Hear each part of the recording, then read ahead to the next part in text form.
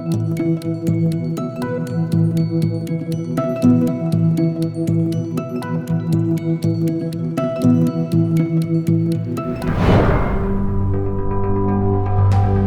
emision mundësohet nga ISP Broadcast. Mirëmbrëma, shikues të nderuar të televizionit Arbëria, mirë se erdhët në emisionin e radhës në emisionin e Bord. Nëntori pothuajse është muaj i shqiptarëve, i ngërthyer me ngjarje historike që nga periudha Skënderbeut e deri tek historia më e re e Kosovës, tek lufta ushtrisë lirimtare e Kosovës, datëlindja e komandantit legjendar Adem Jashari dhe plot ngjarje të tjera për të diskutuar lidhur me shpalljen e pavarësisë së Shqipërisë dhe 113 vjetorin të kësaj pavarësie. Kemi të ftuar historianin Bedrim Muhadri, ku do të diskutojmë lidhur me këto ngjarje historike. Përshëndetje zoti Muhadri, faleminderit që gjetet kohë të jeni pjesë e televizionit Arbëria. Përshëndetje, faleminderit për ftesën. Shqipëria u bë pavarur para 113 vitesh, me plot sakrifica, me plot vujtje, kryengritje deri te mbetësia e saj.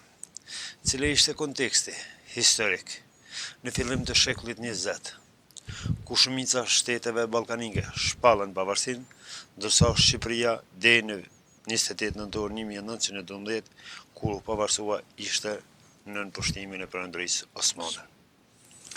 Po, ashtu pra, 28 nëntori vitin 1912, përkon sot me 113 vjetorin e vitit jubilar të shpalljes së pavarësisë, deklarimit të shpalljes së pavarësisë së Shqipërisë. Faktikisht ai ka qenë vullneti dhe deklarimi popullor i cili është bërë në Vlorë me 28 nëntor 1912, dhe kontesti historik i kësaj ngjarje vërtet është ndër periudhat, themi historike, të lavdishme, po se po, për ndër periudhat më të vështira që ka përjetuar populli shqiptar. Mund ta themi që në fillim vetëm një fakt, trojet shqiptare, arbërore, po tani shqiptare, në kuadër të Perëndrisë Osmane, llogaritet janë 76.000 km². Pavarësia e Shqipërisë e formuar në bazë konferencës së Londrës ka, mos gaboj, 27.000 km².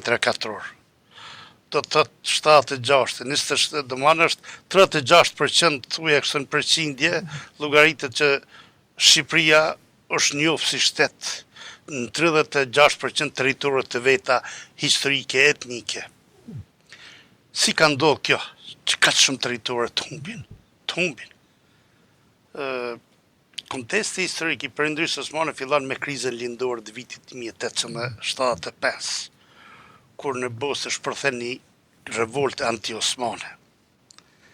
Dhe themi që nga ajo kohë Perëndria Osmane fillon gradualisht të dobësohet përballë fuqive të shtetëve, përballë fuqisë së Rusisë në radhë parë, përballë edhe strukturës e vetë të mbrëmshme organizative ushtarake, fillon të dobësohet jashtëzakonisht shumë, dhe kur vim të një moment tjetër historik që e lidh këtë kontestin historik, është aneksimi i Bosnës nga Austro-Hungaria në vitin 1908, thuaj se fuqitë evropiane e kuptuan që Perëndria Osmane është para shkapërderdhjes, dhe themi që fuqitë e mëdha e kishin në orbit tani në vështrim që çka do të bëjë me fatet e tokëve të Perëndrisë Osmane.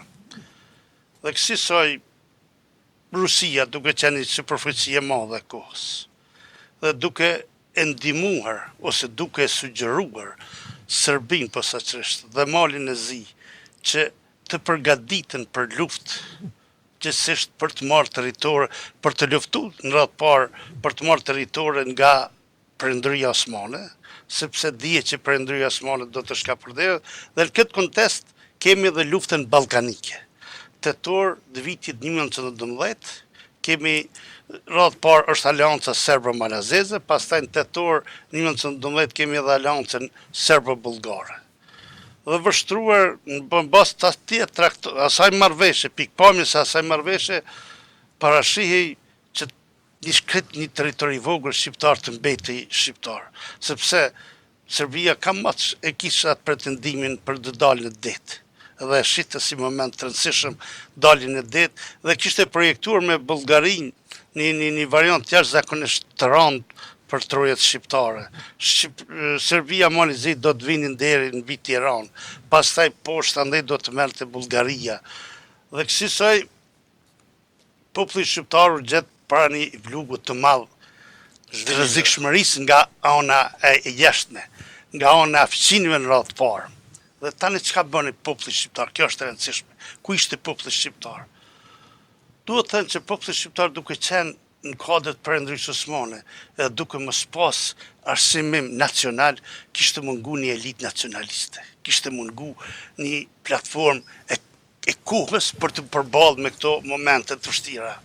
Le ta themi në vitin 1879, Vaso Pasha e projekton në veprën mbi Shqipërinë, e projekton nacionalizmin e parë shqiptar, e cila proklamonte bashkimin e trojeve shqiptar, një autonomi të bashkuar vilajeti i Shkodrës, i Janinës, i Kosovës dhe i Manastirit, sepse u duke në sipërfaqe se luftra do të zhvilloj në dëm të territorëve shqiptare.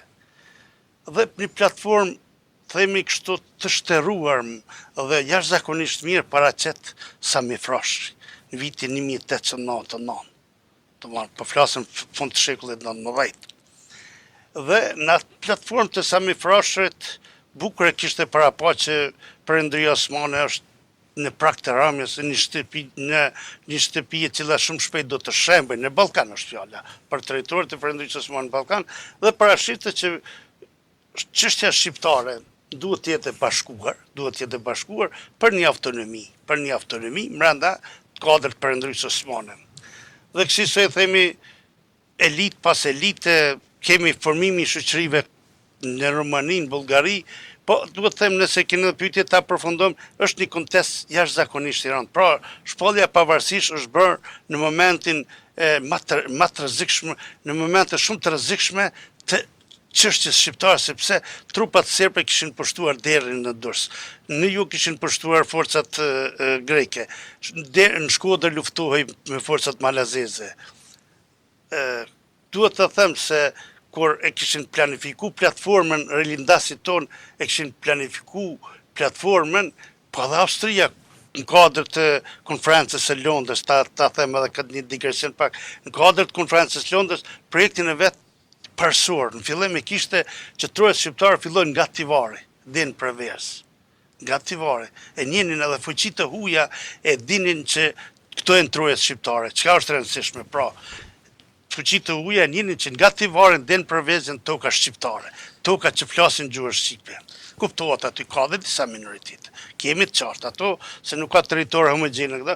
Pra, ishte bërë shpallja e pavarësisë në momente shumë të rënda kur priti që forcat serbe ta merrnin edhe Durrësin, gati ishin për Durrës.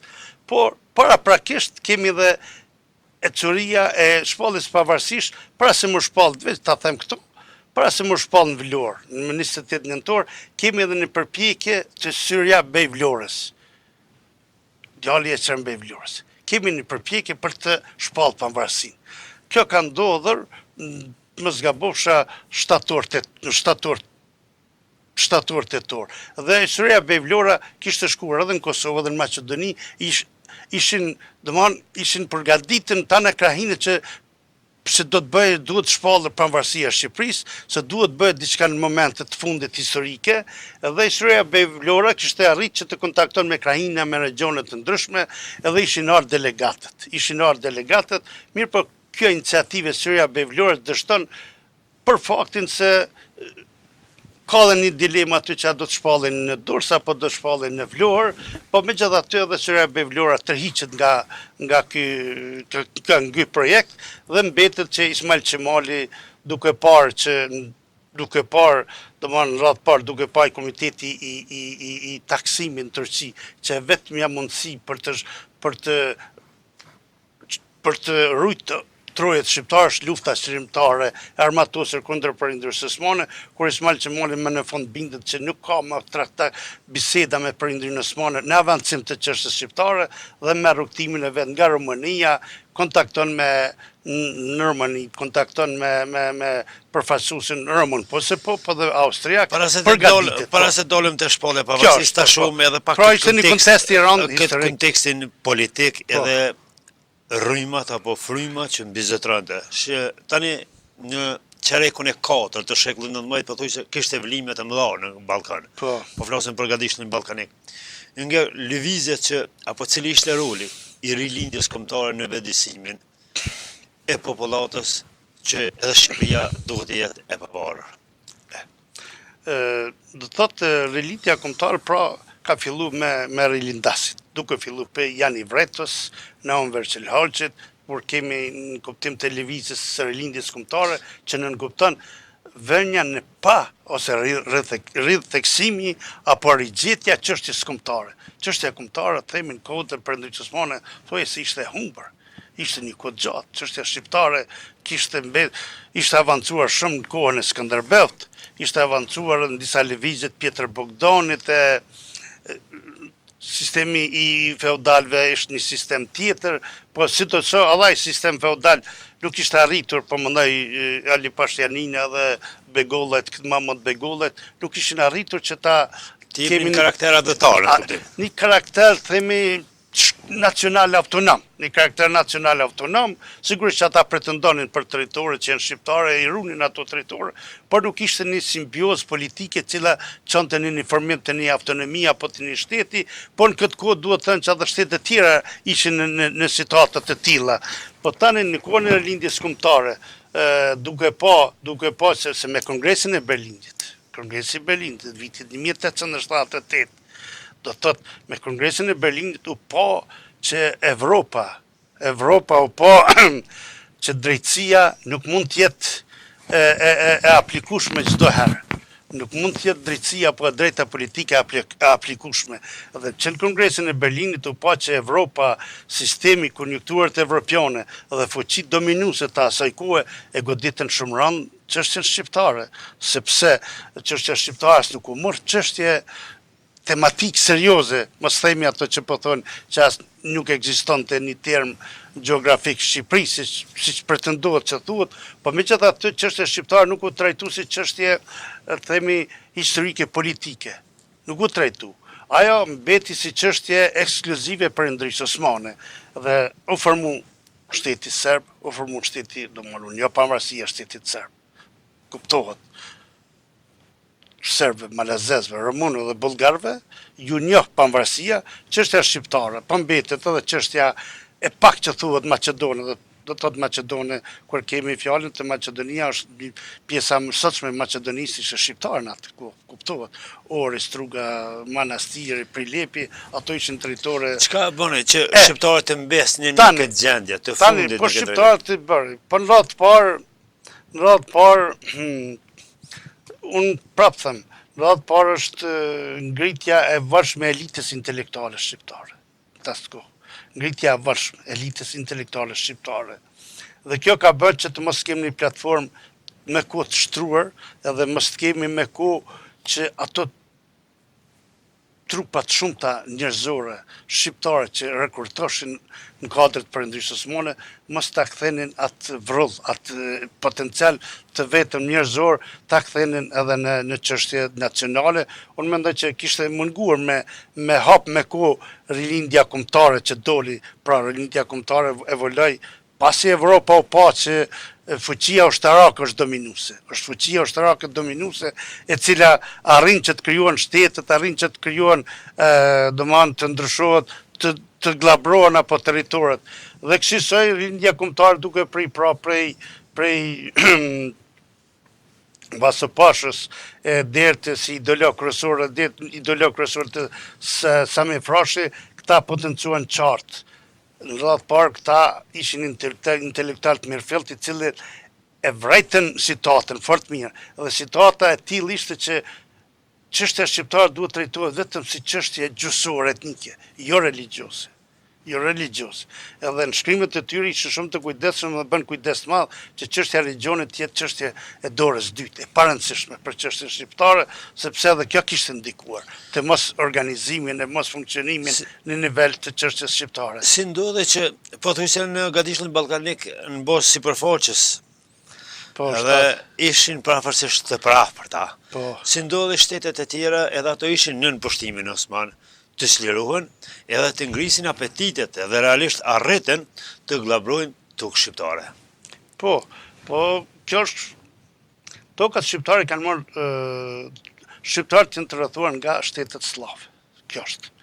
Edhe duke qenë të rrethuar nga shtetet slave, jenë me periferi nga çështja shqiptare. Do thotë kufini i Perëndrisë Osmane fillon përfundon jo në Kosovë, por në Serbi përfundonte, në Malzi, në Romani, në Bullgari. Dhe zakonisht ato territorë themi kështu në kuadër të Perëndrisë, zakonisht ato pjesë të skajshme fillojnë duke u formsu edhe duke mos e njoft duke u shkëputur në radhë parë. Kjo është edhe në koncepti gjeografik i bjen. Kjo në një farë forme dhe gjeografia fizike diktonte. Me pastaj e kemi të qartë, pas luftës ruso-turke dhe pas betejës së Krimis vitit 1854, Rusia kishte fitu drejtën.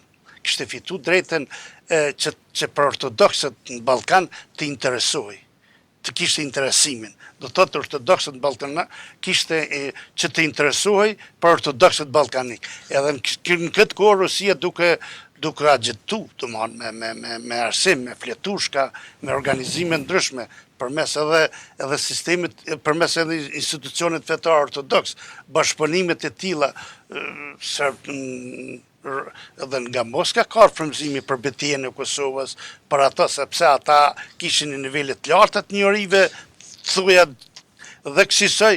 Por edhe Greqia nuk ka mbetur duar krysh në këtë drejtimin e glabrimit të tokave shqiptare. Greqia, duhet të thënë që Greqia, Greqia që në vitin 1829, për vitin 1829 dhe në vitin 1829, bëri luftat të veta dhe arritit panvarësohet.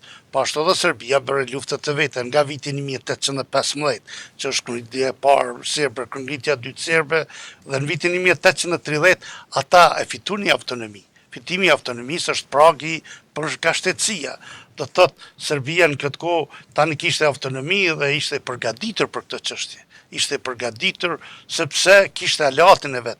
Desha të them se me frashin projektin e vet kishte pikën kryesore gjetja e aleatit që do ta ndihmonte çështën shqiptare. Pikërisht këtu desha ta them me provë që a ka qenë mungesa e një aleati të fuqisë së madhe krahas shqiptare. Ka qenë aleati shumë, po edhe në pikën tjetër ka qenë mos neglizhenca apo injorimi i tejmose nga ana e Perëndrisë Osmane ndaj çështjes shqiptare, e cila dhe në momentin e fundit garnizonet i mantet për të pushtuar territorin shqiptare. Pra ishte edhe një neglizhencë jashtëzakonisht e madhe nga ana e Perëndrisë Osmane ndaj faktorit shqiptar, sepse faktori shqiptar që më kohë kishte proklamuar që në lidhjen shqiptar prezent 1878 dhe lidhja shqiptare prezent ishte përgatitur për Kongres të Berlinit, edhe kishte qarta kërkesat e veta. Por nuk arrinte se mungonte organizimi ushtarak, forca ushtarake dominonte Perëndria Osmane me garnizonet shumëta ushtarake që mbante në Kosovë, dhe kësaj gjetja e aleatit ishte një pikë shumë e rëndësishme, ndërma të rëndësishme, edhe duhet thënë që jo neglizhenca, po në përkëmbje, le të themi, në përkëmbja apo dëmi i madh që i ka shkaktuar Perëndria Osmane është jashtëzakonisht e madhe, sepse nuk e njohte Perëndria Osmane kishte një fakt. Kishte mundësinë që ato territoret të bënte një vilajet. Se çështë vilajetet në Perëndrinë Osmane janë zmadhu, janë ndru, janë hap. Po të formojë një vilajet i përbashkët, sukur kërkon të lidha shqiptar prezrenit, po ta kishte një guvernator, po të flisi gjua shqipe në atë ku, po të lijuaj arsimi shqip. Atëherë unë jemi bindur, jemi bindur që luftat ballkanike do ta gjenin shqiptarët me forcat shumë të organizative. Luftat ballkanike shqiptarët luftuan shumë, po ishte kohë para një fuqive të mëdha. Pra, çështja qëndron atë që alat konsekvent të fort nuk ishte çështja shqiptare, nuk ishte në Kongresin e Berlinit, dhe në konferencën e Londrës ka atë çështje interesi të flasën për ato. Pastaj në përkëmbja tepër e madhe për Perëndimit Osmane ndaj fatit të shqiptarëve, edhe mosmundësia e një themi elitet të qëndrueshme politike kombëtare shqiptare, sepse lidha shqiptare për zërin kishte intelektual, pa e mori mosat mëdhaja, i burgosi, i arrestoi, edhe pastaj bëri tortura të jashtëzakonshme. Tani 113 vite pas, po e dim këtu kontekstet historike, këtu rrethonat e gjitha. Shqipëria bëhet e pavarur me 28 nëntor 1912. Dhe duke i posë parasysh gjitha këto rrethone. Ishte një fitore apo humbje e territoreve, ndoshta është e vështirë ta themi sepse dëshira dhe e realiteti e vërteta është që Shqipëria duhet ta kishte atë territor, të shpallë dhe mos të kishte probleme, por duke posër parasysh edhe këto kontekste, këto zhvillime të asaj kohe, si e kishi përkufizuar? Çështja shqiptare në nëntor vitit 1912 ishte para një zhbërje totale. Mos ishte reagimi konsekuent, intelektual, edhe luftat ishin bërë. Kishte edhe lufta në vitin 1919, kishte lufta, se do të kishte organizuar sa në Prishtina lufta në Kosovë, çështja shqiptare ishte për të zhbërë. Çështja shqiptare sikur që pretendonin ta gjenin se e din fuqi të mëdha në Irani, u interesuan Italia ta gjenin një përfaqësues e Sat Pashën, ta bënin Shqipëri të vogël. Sat Pasha ishte një luftar i madh i çështjes shqiptare, por mosdia politike ose karizma e tij jo e drejtë kombëtare ndikon në moment që para italianëve dhe para serbëve pretendonte ta bënte një Shqipëri Tiranën të mesme e territore të tjera, duke pa që edhe me pretendime që të ruhet diçka që mund të ruhet. Pra, çështja shqiptare edhe shpallja pavarësisht një moment tepër i rëndësishëm, historik. Dëmet pasohen në saj mos pasis mundësi të përballjes me mënyrë proporcionale fuqive sulmuese ose fuqive pushtuese që bën ndaj çështjes shqiptare. Shqiptarët ishin të vetëdijshëm, bën shumë çka për të mbrojtur trojet e veta shqiptare, por nuk arritën. Dhe tani themi që shpallja pavarësisht ishte ndër momentet më të rëndësishme të historisë e cila ka diktu ritme pozitive të asaj kohe për mbar kombin shqiptar, se rrjedhët kanë pasu. Po duhet thënë që në Vlorë nuk është shpallë pavarësia, është deklaru pavarësia Shqipërisë, sepse ata kanë shpallë pavarësinë, po dihet që Komisioni Ndërkombëtar i Kontrollit, pastaj mbi fatin e çështjes shqiptare, e cila merr në dorë konferenca e Londrës, e cila konferenca e Londrës fillon me 7. Po themi që vullneti i popullit në mënyrë pluralisht shqiptare u shpall pavarësia e Shqipërisë në Vlorë me 28 nëntor dhe themi pak struktura si ka shku, kanë qenë 42 delegatë. Në nënshkrunin 40, nuk dihet pse 2 delegat nuk kanë nënshkru, pastaj seksionet e Kuvendit Vlorës kanë vazhdu. Si ishte përzgjedhja këtyre delegatëve? Si ishte përfaqësimi? Përfaqësimi ishte i ndëqte politikën e lidhjes shqiptare të Prizrenit. Gjitha trojet shqiptare ishin të thirrura, edhe ishin të angazhuara. Mundësia për mësmarrje, ndërkohë vinë, sepse deri me 4 dhjetor kemi përmbylljen e qeverisë e Vlorës. Se në fillim qeveria e Vlorës e cila formohet, kishte pak knatësi brenda për shkak të mos përfaqësimit të religionit. Pastaj me 4 dhjetor bëhet e qeveria e fuqi plot, Vibi Dibra bëhet kryetari i Kuvendit, Ismail Qemari merr kryetari i qeverisë dhe bëhet Mifti Lubova, Lefter Nasi, Luiç Gorakuqi, pra këta janë ato resurse administrore që përputhen edhe me çështjet përkatësive fetare që janë të përshtatshme dhe themi që punimet i mbyll qeveria e Vlorës konstituimin e vetë plot qeverisë e ka me 4 dhjetor. Fillon nga 28 nëntor e përfundon me 4 dhjetor ato format organizative. E tani në fot janë 70 delegat. Këta 70 delegat në shpallën e pavarësisë së Shqipërisë. A ishte e përfshirë gjeografikisht Shqipëria, që ne shpeshherë qumë me terma natyrale, etnike, territoreve, gjitha, apo mbetin ndonjë territori përfshin i pa përfshin me delegat. Ajo ishte shpallë, Shqipëria ishte shpallë territoret e veta shqiptare. Ajo kishte shpallë për territoret e veta shqiptare. Në shpallën në kuptohet të gjithë territorit. Territor shqiptar. Ajo ishte shpallë. Që nga sot e tutje, Shqipëria do të bëhet e pamvarme sovrane. Por një Shqipëri e cila nuk ishte kufi. Nuk kishte ushtri mrena pushtuse.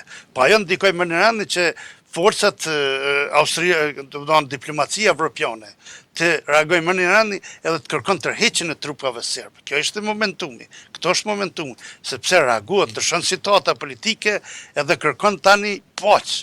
Kërkon angazhim në dialog për të arritë dete një zgjidhje edhe kështu se kretë konsiston të luftat balkanike, luftat serbo-bulgare, malazeze, greke, të cilët patën edhe pak nasit e veta, kadër pushtimit territorit shqiptar. Serbia dhe Bulgaria nuk u pajtuan me pushtimin të cilët të bën nga Maqedonia. Dhe kësaj u thirrë edhe konferenca e Londrës. Konferenca e Londrës filloi punimet 17 dhjetor, fill mas shpalljes pavarësisë. Se ndryshon realiteti politik edhe kërkohet tani të bëhet zgjidhja përmes dialogut, sikur bëhet se pas një lufte bëhet zakonisht konferencët e paqes, 17 dhjetor fillon konferenca e paqes në Londër dhe po themi që premeset e konferencës ishin të mira në fillim, se konferenca kishte parë bazë që territorit të zgjidhet në bazë të gjuhës edhe drejtës etnike, jo të religionit, jo të asi. Mirë, po, ajo ndërkohë nuk u përfill kështu, për shkak se ishin prezent 6 fuqi. Turqia ishte vetëm shumë bashkëbisetuese, se fliti për bashkëbisedim, edhe duhet të thënë që Austria, nëse do të alebron këto, Austria ishte ndër ajo diplomacia austriake, ishte ajo konsekuenta e cila bëri atë Shqipëri që po i themi sot Shqipëri lëndineze. Kur ndryshoi ky raport me disa aleat, me disa shtetet e tjera të fuqishme, ka shi shqiptarëve? Kur kemi një kthesë që llogaritet? Kthesa qëndronte në këtë fakt. Se konferenca e ambasadorëve është ambasadorët morën pjesë. Në Londër morën pjesë 6 fuqit, po negociatat i përcjellnin shtetet përkatëse përmes ministrive të punëve të jashtme. Dhe tani, Austria praqi pretendimet një fuqinë balkanike. Kishte pretendimet balkanike. Dhe për të bëu fuqinë balkanike, ajo kërkonte me çdo kusht që mos dilte Serbia në det. Mos dilte në det, mos bëjë fuqi e madhe, sepse dalja në det, asaj në kuptonte që duhet merrte edhe pjesën veriore të Shqipërisë, dhe më dalë në Shëngjin atje, fundin në Shëngjin. Dhe fuqitë të mëdha, duke i shpalos, themi, interesat e veta në radhë të parë.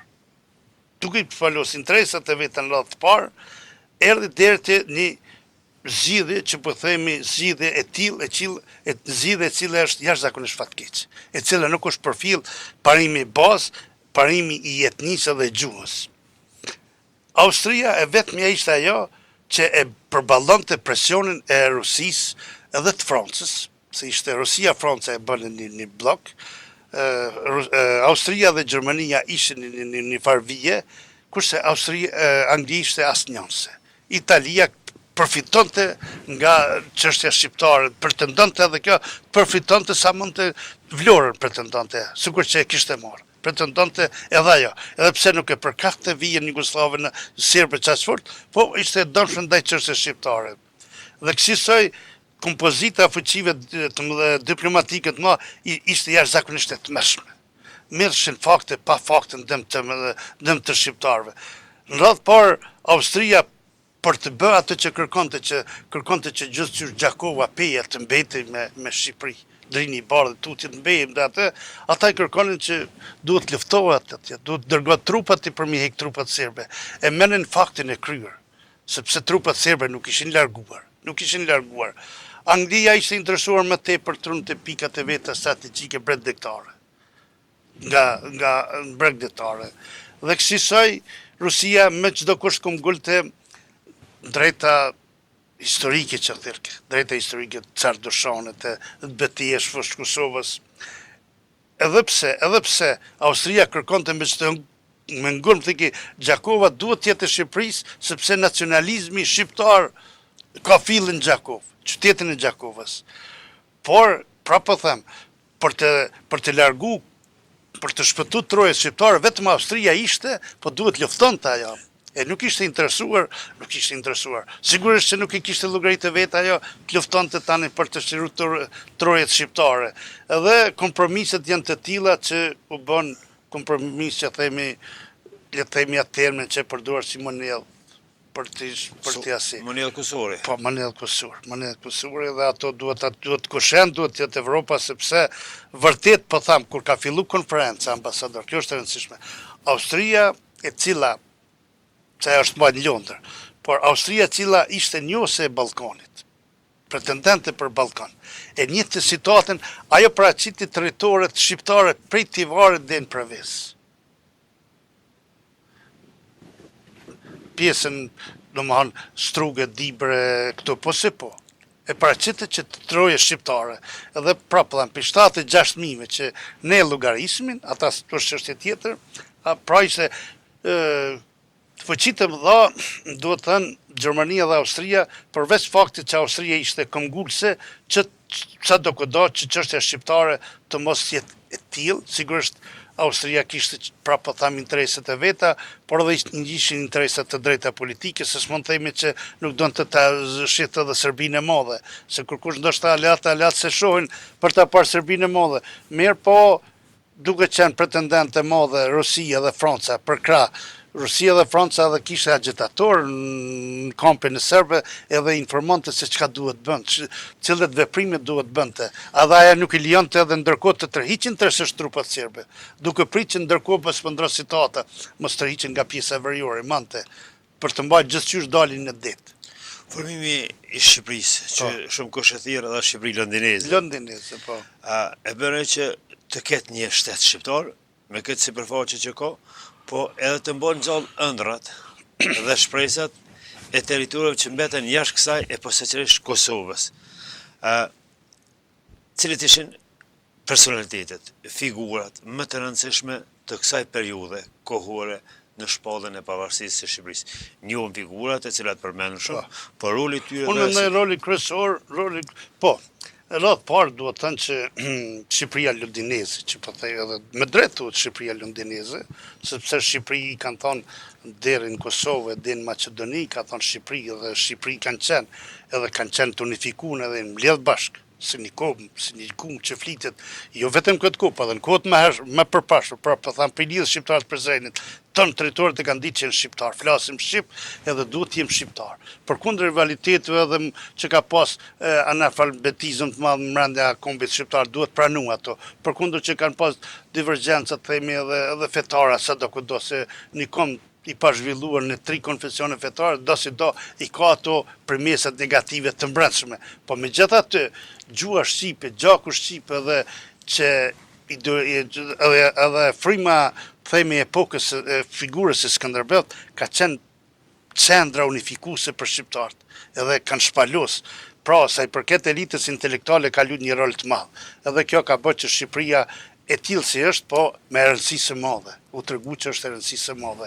Intelektual ka të shumë të cilë kanë kontribu, por megjithatë, unë mendoj që komiteti i Sami vëllezërit Froshet janë prej kongresit, prej tendencës për alfabetin e gjuhës shqipe, edhe prej tendencës se kongresit të manastirit. Edhe dihet që tendenca se në Nejm Froshëri, shkolla parë gjuhë shqipe është bërë me iniciativë Nejm Froshërit. Sotir Andoni është drejtori, pa është e ka bë programin, ai ka bë metodologjinë për të konkurruar, sepse ishte një drejt komunitetit grek për Perëndria Osmane, ja lejoi arsimin. Nuk ja lejonte komunitetit musliman, po aty po. Do thotë vëllezërit Froshit janë permanent, janë figurat emblematike të çështjes shqiptare. Edhe pse Sami Froshi jetonte në Perëndrinë Osmane në Stamboll, ai kishte arritur që ta organizonte atë komiteti taksimit. Komiteti taksimit vun themelet e shtetësisë së Shqipërisë. Po, vun themelet, pastaj kontributi e tani. heroizmin më të madh për ta jetësu projektin e rilindjeve kombëtare e kanë dhënë shqiptarët e Kosovës. Këta kanë dhënë. Pikërisht këtë Realizimin e projektit kombëtar e kanë vënë se Komiteti i Taksimit kishte pa qartë. Aja ka qenë janar 1912.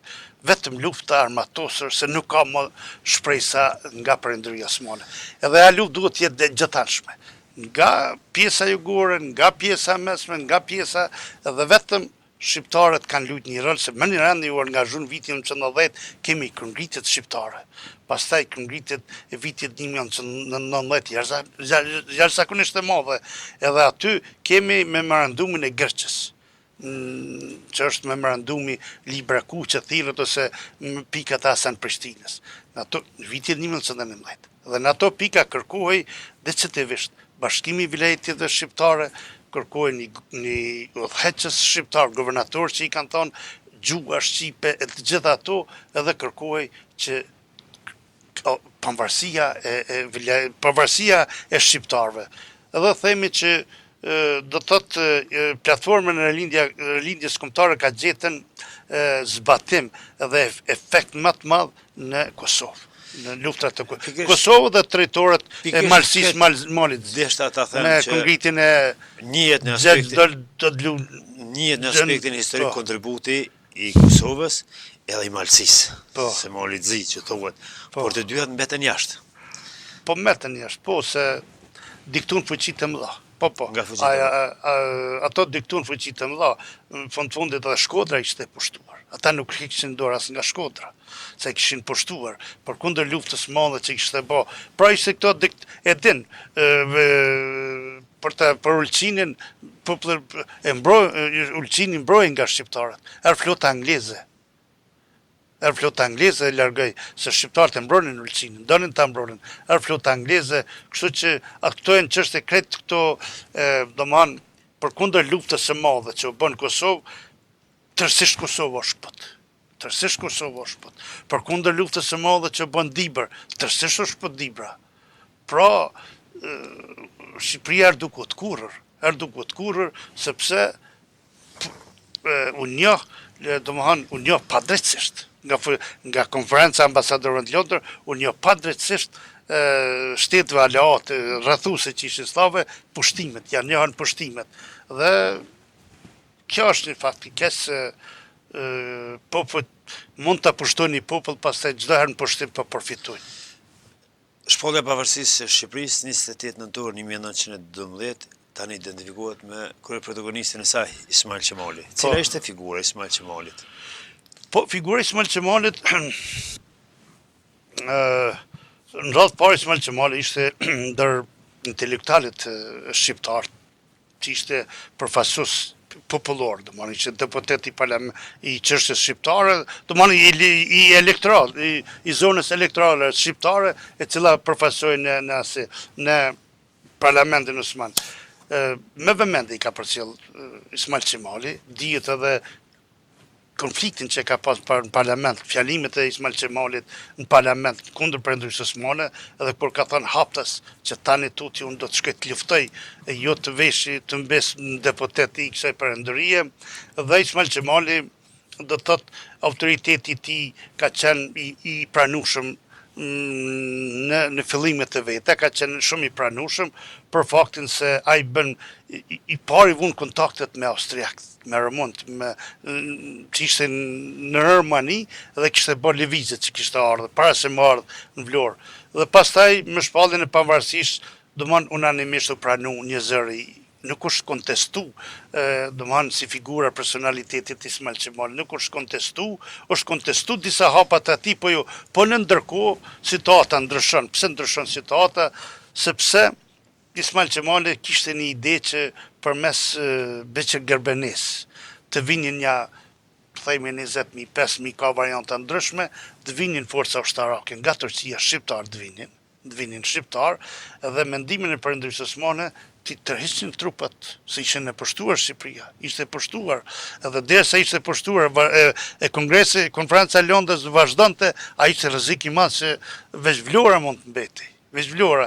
Kështu kishte një përpjekje, ajo përpjekje u dekonspiru, pastaj edhe u largu, Ismail Qemali kuptohet u largu, sepse u dekonspiru edhe me ardhen e Princ Vidit, i cili ardhen në vitin 1914, dhe themi që ai në rolin e pavarësisht e figurë kyçe, po pastaj, siç dihet, vjen Komisioni Ndërkombëtar i Kontrollit, se në konferencën e Londrës Shqipëria nuk shpallet shtet, kuptohet. Ajo shpallet një principat e pavarur, autonome, sovrane, e cila është shtet asnjënës, po që është kontrolli ndërkombëtar KNK-ja. Komisioni Ndërkombëtar i Kontrollit do ta udhëheq për 10 vjet. Që është e trashëgueshme, do të vijë edhe vendosje që të vijë edhe një princ, do të thotë një princ që të vijë të jetë sundimtar. Dhe Shqipëria kuptohet tek fund të luftës parë botërore me konferencën e paqes Versailles. Është një shtet ndërkombëtarisht. Është një shtet.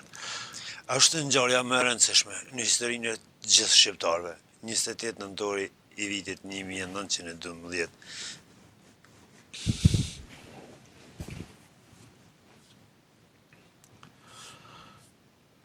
Është, po, çështja shqiptare, duke i pas, do të thënë, e vështirësitë e veta të mos e historike, çështja shqiptare. Themi prap, gjeografia ka një herë dhe dikton e gjeografia fizike. Do të thotë, nuk e kemi për shovenizëm, por duke qenë rrethuar nga shtetet slave. Ajo ka qenë predominante, vazhdimisht për të aspiruar nga shtetet slave, për të pushtuar, për të glabëruar. Edhe ishin planet të detajuara, Greqia, Serbia, Bullgaria, kishte planet të detajuara në bashkëpunim me Rusinë. Pa dhe Anglia kishte njoft drejtën e Serbisë për me dalë det, thejmë edhe ato se sa thash. Pra Serbia ishte një shtet shumë përkras nga fuqitë e uja, se më janë njoft me dalë në det, s'mund të dilte pejniqit pa kaluar për Kosovë. Prakisht ata e dinin që duhet të merrin këto territorë, edhe pse e dinin që është çështje shqiptare, e dinin që flasin shqip, po për dalë në det, ajo e njeftë edhe Anglia këtë të drejtë, e njeftë edhe Anglia, edhe kur t'i kështu shto rrethonat, shpallja e pavarësisë, jashtë në kohë pa kohë, kur themi kohë pa kohë, mos alat, sa du, mos pasi alatëve, se nuk e kanë ditë që Austria do t'i përkrah kaq fuqishëm. Po në Austri ishte, që edhe ajo nuk ishte krahas shtetëve tjera fuqishme, po është i nvrashëm. Do të thonë se ka edhe viktima ka të shumta. Do të thonë luftë 1910, 1911, 1912, vetëm në lumë, se këto i ka shkru këto ngjarje të shkruan, i ka shkruar edhe kjo Edith Durham. Ajo thotë nuk ekziston fshatra, nuk ekziston, i kanë masakru, i kanë, domethënë jashtëzakonisht trupat edhe bullgare, edhe serbe, edhe malazeze kanë bërë jashtëzakonisht masakër. Në tentim që kur të vinë Komisioni Ndërkombëtar në këto territor, në këto rajone, ata përpiqeshin edhe popullatën muslimane ta bënte ortodokse, që thohet që njëhi para komisionit që këta janë ortodoks, këta janë serb. Edhe është një rast në Strasbourg, mos gabofsha, vetë hoxha i lut popullin të pranoni se ka masakrat mëdha, pranoni fen, le të kalojmë ka ajo se ndaj armikët çmunë duhet vritesh ndaj armikët kishte qëllim për të vrarë. Edhe kur ta merren tani këto, domon angazhimi, do thotë si luftarak, si politik, edhe ekonomik, po se po, sepse kemi edhe diaspora, është angazhune në këtë kohë, jashtëzakonisht është angazhune, edhe diaspora ka marrë në Triesht një kongres, cili ka qenë 104 delegat, i cili ka kërku që çështja shqiptare ndaj fuqive të huaj, për fuqitë të huaja të konsiderohet. Unë konstatoj prapë se 28 nëntori është ngjarja më e rëndësishme historike për faktin se çështja shqiptare ishte në rrezik të imoset, permanent. Kemi luftën shërimtare në Kosovë, po jenë rrethana, jenë momentume, jenë tjera, është epoka Skënderbevt e cila themi është një epokë mesjetare, e pa definuar, themi në kuptimin edhe koncepteve të popujve të asaj kohe, po Çështja shqiptare Pa 1912 do të thotë ish humbur që ky historiku, po edhe nuk ishte ndërtuar ardhmja e shtetit Kosovës dhe Shqipërisë. Unë do të thoja kështu. Rilindja kombëtare, elita shqiptare elita shqiptare do ta sillte një pavarësi të Shqipërisë. Sepse kur ki elitë të formune, intelektuale, edhe kur populli të përkrah, edhe përkrah të platformë, ajo platformë është vështirë të asimilohet ose të zhbëhet tërësisht.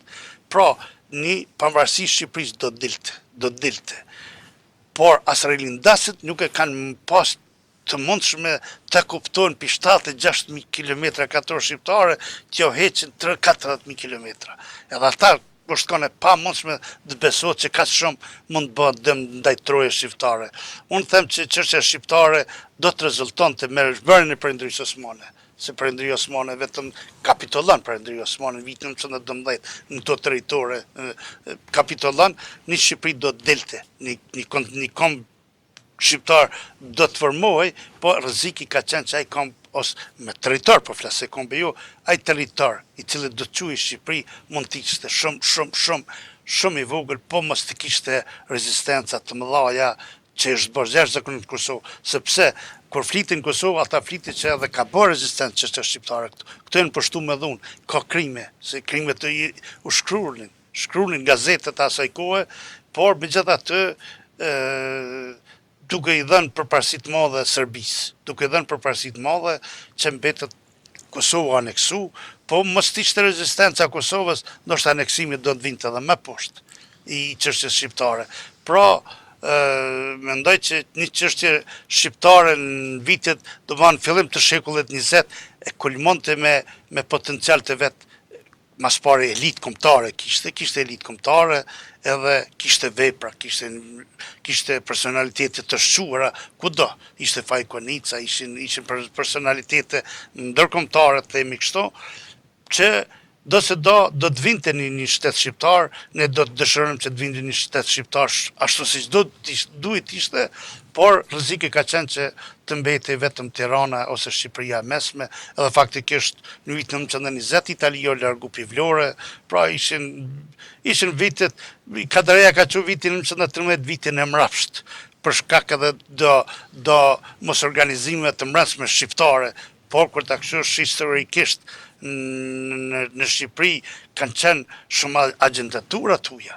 Agjendatura tuja ka qenë që kanë ndikuar që tjetë dhe lëvizja Hagji Qamilit, po themi, dhe kështu është një katrahur. Ishte një katrahur e vërtet që Kadreja që në viti mrashtun, po tham, ishin nga viti 1910 dhe në vitin 1912, ishte një 3 vjeçar i të mërshëm për çështjen shqiptare, për ekzistencën e çështjes shqiptare. Kemi të flasim shumë për historikun e shqiptarëve, sepse është një historik plot kënaqëri dhe plot vujtje, se Plot kënaqëri dhe vujtje.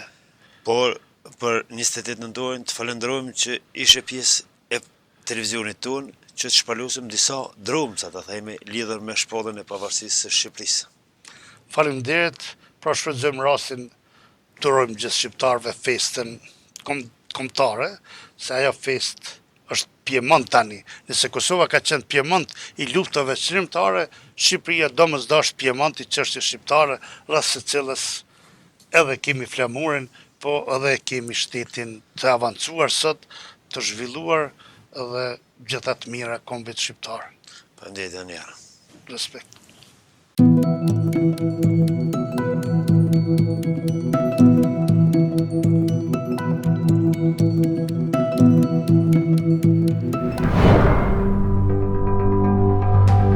Ky emision mundësohet nga ISP Broadcast.